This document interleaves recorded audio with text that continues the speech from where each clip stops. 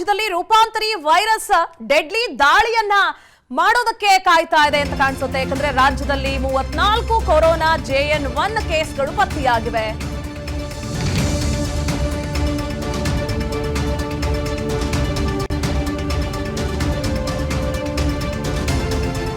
ರಾಜ್ಯದಲ್ಲಿ 35 corona ಉಪತಳಿ JN1 ಸೋಂಕು ದೃಢ ಆಗಿದೆ. ಹೀಗಂತ ಆರೋಗ್ಯ ಸಚಿವ ದಿನೇಶ್ ಗುಂಡೂರಾವ್ ಪ್ರತಿಕ್ರಿಯಿಸಿದ್ದಾರೆ. ಬೆಂಗಳೂರಿನಲ್ಲಿ ಹೆಚ್ಚು ಕೇಸ್ಗಳಿರುವ ಬಗ್ಗೆ ಮಾಹಿತಿ ಇದೆ.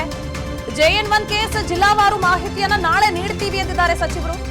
JN1 ಸೋಂಕಿತರು ಬಹುತೇಕರು ಮನೆಯಲ್ಲಿದ್ದಾರೆ ಅಂತ ಬೆಂಗಳೂರಿನಲ್ಲಿ ಆರೋಗ್ಯ ಸಚಿವ ದಿನೇಶ್ ಗುಂಡೂರಾವ್ ರಿಯಾಕ್ಟ್ ಮಾಡಿದ್ದಾರೆ.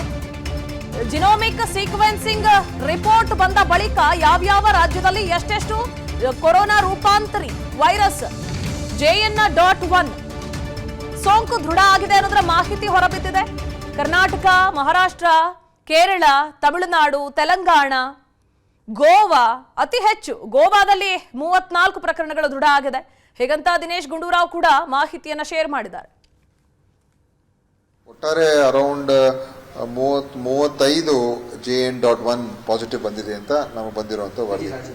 ಇಡೀ ರಾಜ್ಯದ್ದು 35 ಹೆಚ್ಚು ಕಡಿಮೆ ಇರ್ಬೋದು. ನಾಳೆ ಎಕ್ಸಾಕ್ಟ್ ಫಿಗರ್ಸ್ ಹೇಳ್ತೀವಿ. ಬಟ್ ಈಗ 35 ಅಂತ ಇದೆ. ಬಹುತೇಕ ಬೆಂಗಳೂರೇ ಜಾಸ್ತಿ ಇರ್ತದೆ. ಬಟ್ ಬೆಂಗಳೂರು, ಮೈಸೂರು ಈ ತರ ಎಲ್ಲ ಇದೆ. ಬಟ್ ಇದು ಎಕ್ಸ್ಪೆಕ್ಟೆಡ್ ಇತ್ತು. ಯಾಕಂದ್ರೆ JN.1 ಈಗ ವಿಶೇಷವಾಗಿ ಎಲ್ಲ ಕಡೆ ಹೆಚ್ಚಾಗಿ ಹರಡ್ತಾ ಇರೋದು. ವಿಶ್ವದಲ್ಲೇ ಬೇರೆ ಬೇರೆ ದೇಶದಲ್ಲೂ ಕೂಡ ಅದೇ JN.1 ಹೆಚ್ಚು ಅದು ಪ್ರಸರಣ ಆಗ್ತಾ ಇರ್ತಕ್ಕಂಥದ್ದು. ಮತ್ತು WHO ಹಾಗೂ ಕೇಂದ್ರ ಸರ್ಕಾರ ಕೂಡ ಮತ್ತು ನಾವು ನಿಮ್ಮ ಜೊತೆ ಎಲ್ಲ ಮಾತನಾಡಿದಾಗ JN.1 ಬಗ್ಗೆನೇ ಮಾತಾಡಿದ್ದೀವಿ. ಒಟ್ಟಾರೆ ಅರೌಂಡ್ 35 JN.1 ಪಾಸಿಟಿವ್ ಬಂದಿದೆ ಅಂತ ನಮಗೆ ಬಂದಿರುವಂತ ವರದಿ. ಇಡೀ ರಾಜ್ಯದ್ದು 35 ಹೆಚ್ಚು ಕಡಿಮೆ ಇರ್ಬೋದು. ನಾಳೆ ಎಕ್ಸಾಕ್ಟ್ ಫಿಗರ್ಸ್ ಹೇಳ್ತೀವಿ. ಬಟ್ ಈಗ 35 ಅಂತ ಇದೆ. ಬಹುತೇಕ ಬೆಂಗಳೂರೇ ಜಾಸ್ತಿ ಇರ್ತದೆ. ಬಟ್ ಬೆಂಗಳೂರು, ಮೈಸೂರು ಈ ತರ ಎಲ್ಲ ಇದೆ. ಬಟ್ ಇದು ಎಕ್ಸ್ಪೆಕ್ಟೆಡ್ ಇತ್ತು. ಯಾಕಂದ್ರೆ ಅನುಕ್ಷಣದ ಸುದ್ದಿಗಳಿಗಾಗಿ ವಿಸ್ತಾರ ನ್ಯೂಸ್ ಯೂಟ್ಯೂಬ್ ಚಾನೆಲ್ ಸಬ್ಸ್ಕ್ರೈಬ್ ಮಾಡಿ.